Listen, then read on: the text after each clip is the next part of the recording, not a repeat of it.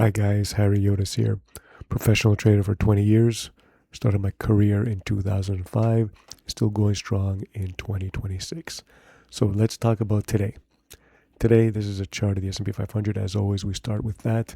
Today is Wednesday, the 11th of March, and we had basically a nothing consolidation candle. No follow through, nothing really to move either direction, okay? Because it's all about oil. Okay, it's just one thing that everybody's focusing on. We'll get to that later. But first, let's talk about the technical picture here.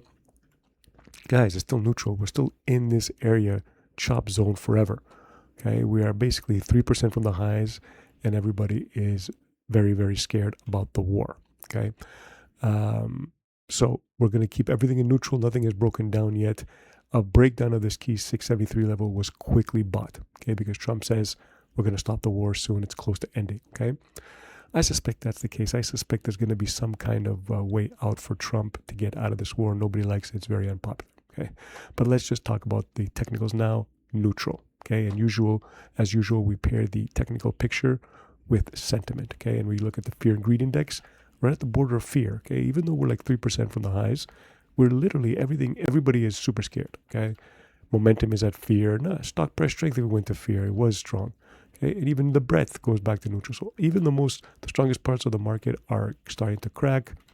Still, people buying puts, and market volatility is still fairly elevated. Okay, we were looking at the VIX before for market volatility.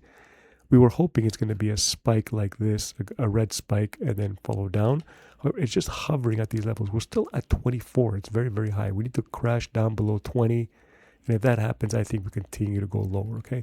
That could easily happen if we get peace news, okay? Like I said, I think Trump is looking to get out of this war. We all are. It's really weighing on these markets. It's like, what, nothing else matters? It's just a war? Well, we'll see. But I do like the fear and greed. It's almost that fear. Even if, let's say, the war goes longer, maybe 2, 3, 4 weeks. I mean, we have so little to go into the extreme fear. Everybody's already sold everything. So it remains to be seen, but I'm optimistic it gets resolved very, very soon. Okay, so we did have a macro event today. It was basically, oops. Okay, I guess Adobe. Let's get rid of it. Okay, we did have a macro event. It was the CPI, and I look at the core CPI. Everybody should, but they got 0.2%. They were expecting 0.2%. That's the core CPI, and the headline CPI was 0.3%. They're expecting 0.3%. So it was a nothing burger. Same thing.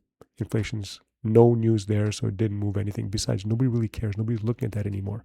Okay. A lot of the fundamental macro that we look at is under the radar because nobody's really looking at it. They're just looking at the war. Okay. So let's talk about the oil. Okay. Today we had a real nothing day. Okay. Oil is up a bit. Okay. Up 2.5%. Still staying very, very elevated at $88 a barrel. This is very, very fear induced. The fear is very high. Look, if you look at the VIX, but for oil, the OVX, look at it, it's at 120. Okay. Usually we're around the $40 to $50 level. But if you go back to the 2020, remember that when oil went negative, we went to 500. Okay. But this is this is very, very crazy. Okay. Here, during wartime, we're at 120 on the VIX. Could it go higher? Of course it can. If this war escalates, it's going to really, really, do some damage. However, as the VIX is climbing, we have oil basically staying at its current levels. Okay, it means that the fear is being mitigated or met by people who are sort of selling. Okay, but the price is still very high, $88 a barrel. It's not over 100. Okay, 88 is very, very high. But it all depends on everybody's looking at this. Everybody's basing off the trading off of this.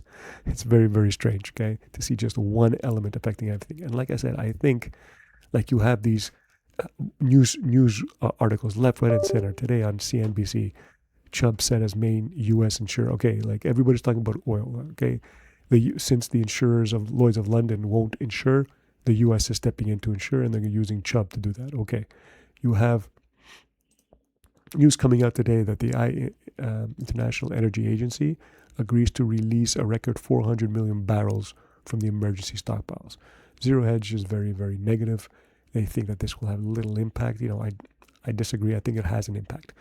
I mean, if you look at the oil demand, um, they will say that basically the demand for oil is 100 million barrels a day.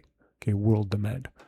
Okay, they use 100 million barrels, so 400 million barrels is just 4 days worth of supply. However, the point I'm trying to say is that the Straits of Hormuz only account for 20% of world oil flows. Okay, so basically just 20% of it's not going to be, you're not going to be feeding all 100 million barrels of oil. You're just going to be feeding 20% of that if the Straits of Hormuz are cut off. So that's 20 million barrels. Okay, so this doesn't last. That goes from 4 days to like 20. 4 times 5 because 20%. So you have 20 days of supply if 400 million barrels get released from the IEA inventory stockpile. Okay, so it's more than 4 days. It's like 20 days. 20 days might not be a big thing, but in these days we have like 12-day wars, 15-day wars. It might be able to cover it in the meantime. Meanwhile, a deal can be reached. Okay, and here's the final thing that I'd like to say about that. It's that no one. This article, I don't pay for Zero Hedge, but this is a Zero Hedge article that says no one really knows anything. Top Goldman trader warns stocks held captive by energy. Okay, yeah, nobody knows anything. Okay, it all depends on this. That's why everything is super high. Like nobody knows anything, but we're already at very elevated VIX and oil VIX levels. Okay, anything above 24 on the VIX, just the normal VIX is 24, is very, very high. Okay, so everything is priced very, very high in terms of options. So that's all I want to say, guys. That's all. It's basically a nothing day, and everybody is super scared on a nothing day, waiting to go either direction. Okay, if we do go down, I don't think we go down super much, a lot.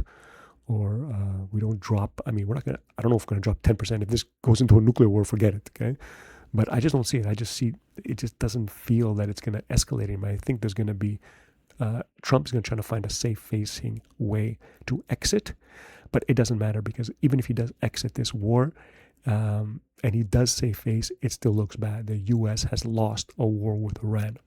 That's a game changer. That is literally the new world order that we were saying. You literally have now the U.S. being faced with the BRICS nations, of which Iran is a part of, and losing that battle.